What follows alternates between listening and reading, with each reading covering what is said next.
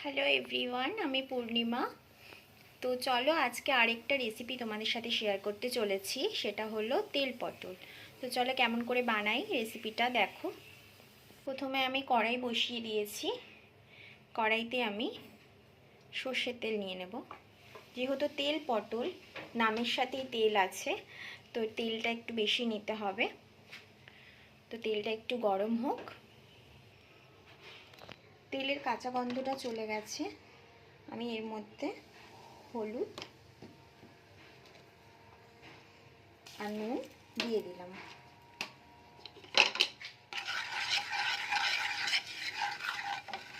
এবার আমি একে একে পটলগুলোকে ভাজার জন্য ছেড়ে দেব।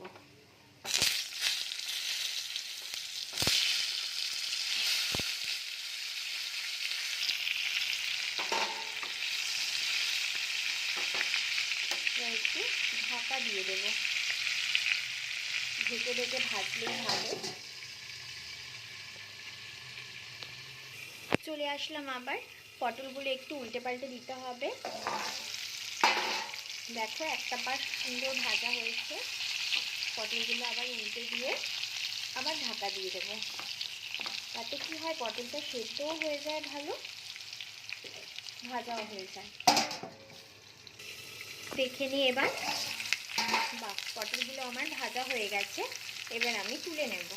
দেখো পটল আমি তুলে নিয়েছি। এবার কড়াইতে আর তেল দেব না, যা তেল আছে এতেই রান্নাটা হয়ে যাবে। এবার আমি একে একে সব মশলা দিয়ে দেব। প্রথমে দিলাম কালো জিরে। এবার আমি দেব গোটা গরম মশলা। একটু নাড়িয়ে চাড়িয়ে নিই। এবার আমি পেঁয়াজ কেটে রেখে দিয়েছিলাম, ওটাকে দিয়ে দেবো।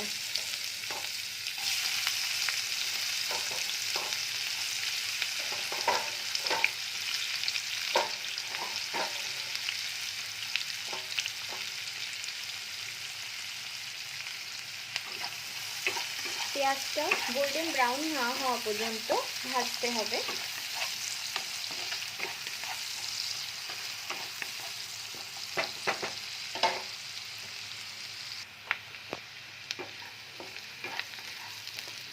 দেখো পেঁয়াজটা অনেকটাই ভাজা হয়ে গেছে। এবার আমি এতে টমেটো কুচোটা দিয়ে দেব।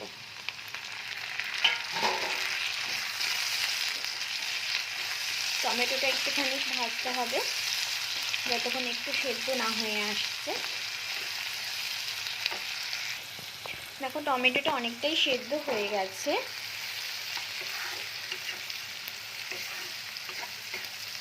এই টাইমে কিন্তু গ্যাসটা সিমে রাখবে, নয়তো কিন্তু পেঁয়াজ টমেটো সবই পুড়ে যাবে।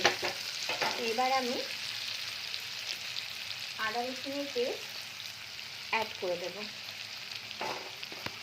আদা রসুনের পেস্ট দিয়ে পুরো মশলাটাকে এবার ততক্ষণ আমাকে নাড়তে হবে যতক্ষণ না মশলার কাঁচা গন্ধটা বেরিয়ে যায়। আদা রসুনের একটা কাঁচা গন্ধ থাকে, সেটা ততক্ষণ বেরিয়ে যাবে যতক্ষণে নাড়বে।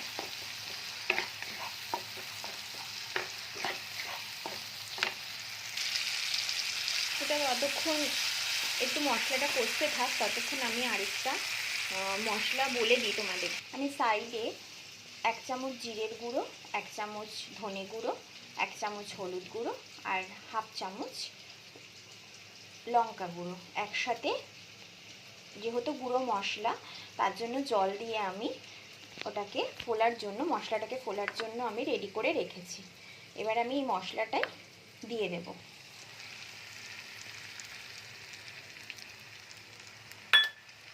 এবার একসাথে ভালো করে পুরো মশলাটাকেই কষাবো যতক্ষণ না তেল বেরিয়ে আসে।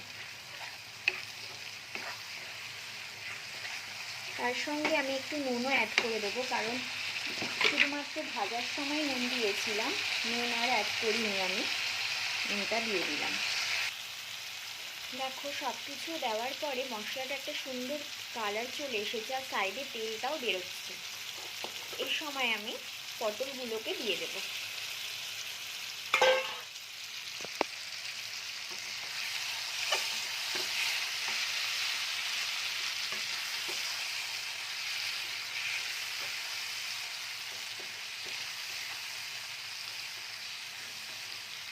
পটলগুলোকে দিয়ে আমি একটু ভালো করে মশলার সাথে মাখিয়ে নেব।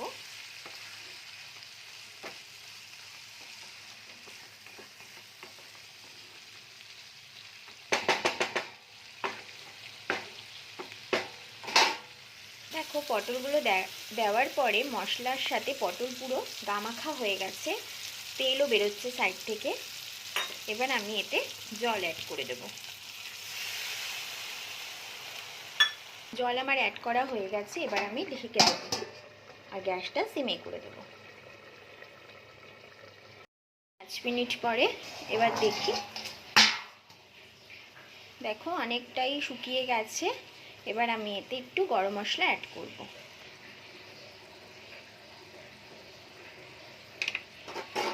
একটু নাড়িয়ে নেব।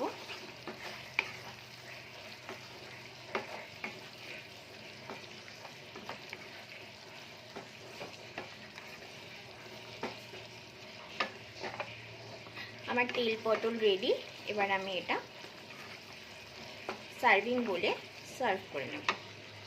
দেখো আমি বাটিতে ঢেলে নিয়েছি, এই রকম হয়েছে দেখতে। খুব টেস্টি হয়, খুব ভালো হয় খেতে।